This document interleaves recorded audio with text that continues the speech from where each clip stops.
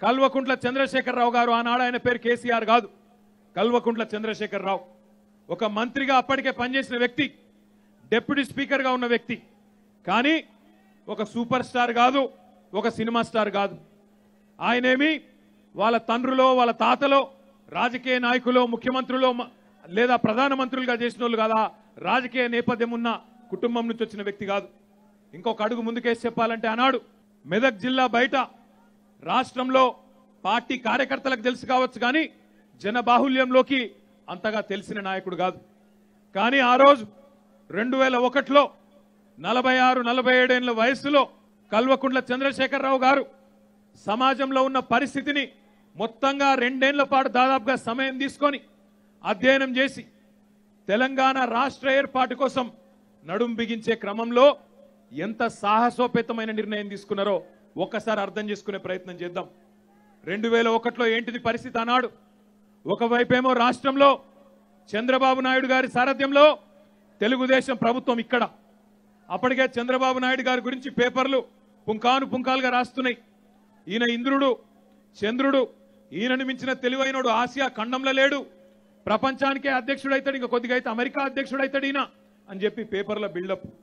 ఇంకొక దిక్కేమో కేంద్రంలో అదే చంద్రబాబు మీద ఆధారపడ్డ ఎన్డీఏ ప్రభుత్వం, అటల్ బిహారీ వాజ్పేయి నాయకత్వంలో కేంద్రంలో బీజేపీ ప్రభుత్వం. ఇంకోవైపు 100 సంవత్సరాల చరిత్ర కలిగిన కాంగ్రెస్ పార్టీ మరొక వైపు.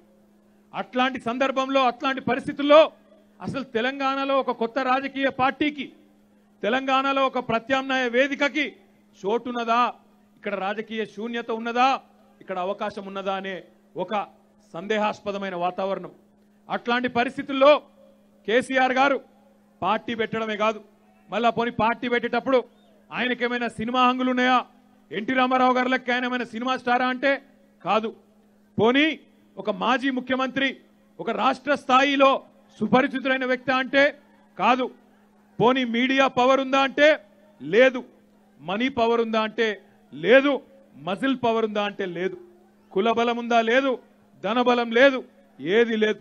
కానీ ఉన్నదల్లా ఒక్కటే, గుండె బలం, గుండె నిండా ఆత్మవిశ్వాసంతో ఒకే ఒక్కడుగా బయలుదేరి గులాబీ జెండా నెగరేసి ఒక ప్రయాణాన్ని, ఒక ప్రస్థానాన్ని ఆనాడు కేసీఆర్ గారు ప్రారంభించినారు.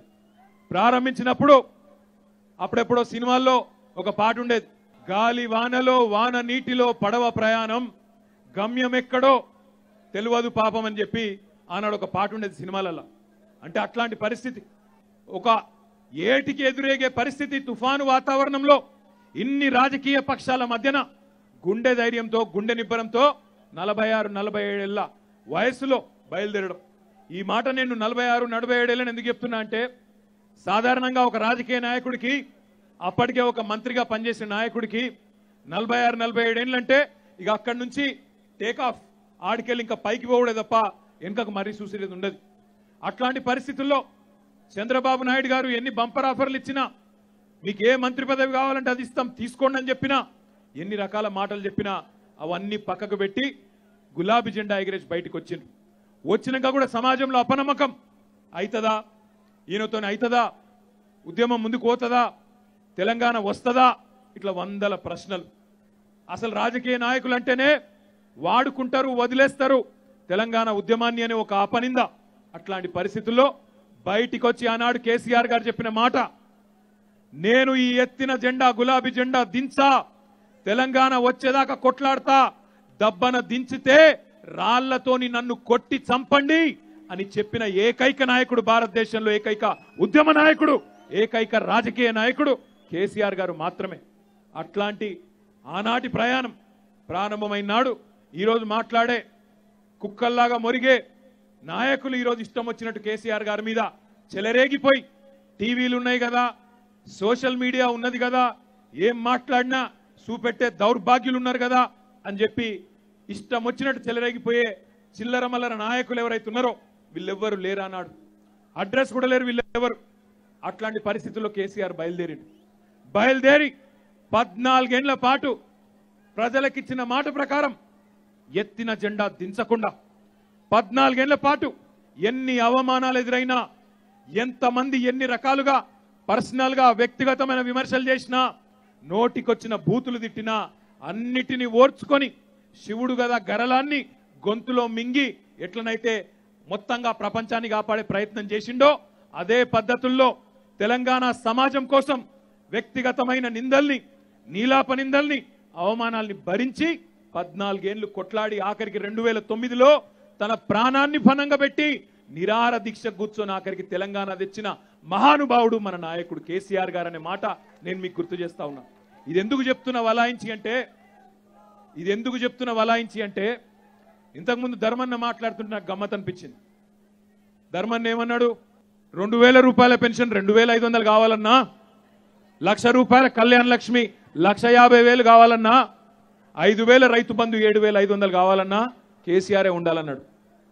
ధర్మన్న అర్రాస్ పాట వాడినట్టు ఎవడన్నా చిల్లరగాడు వస్తాడు, వచ్చి రేపటి రోజున 2,000 కాదు నేను 3,000 ఇస్తా అంటాడు.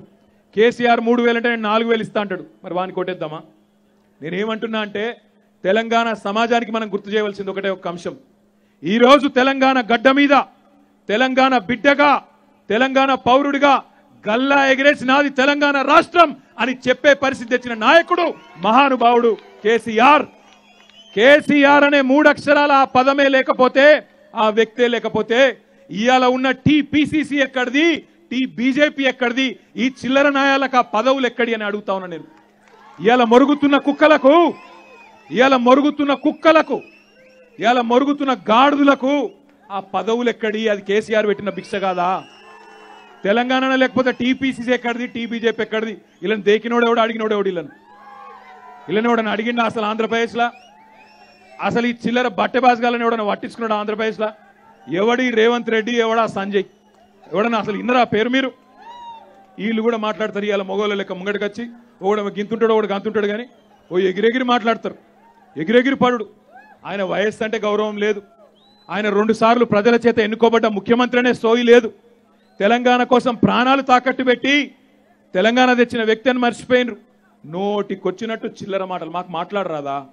మాకు రావా బూతులు? మోడీని ఏం రారా పోరా అనరాదా? మనకు అమిత్ షాని అనరాదా? మోడీ బట్టెవాస్ గాడు అనరాదా? లుచ్చాగాడు అనరాదా?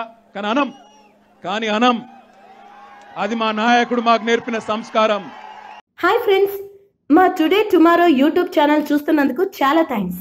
మరిన్ని లేటెస్ట్ వీడియోస్ కోసం వెంటనే సబ్స్క్రైబ్ చేయండి. అలాగే ఈ బెల్ ని కూడా రింగ్ చేసేయండి. మా నోటిఫికేషన్స్ అన్ని మీ మొబైల్లో వస్తాయి. అలాగే మా వీడియోస్ మీకు నచ్చితే లైక్ చేయండి, షేర్ చేయండి, నచ్చకపోతే కామెంట్ చేయండి.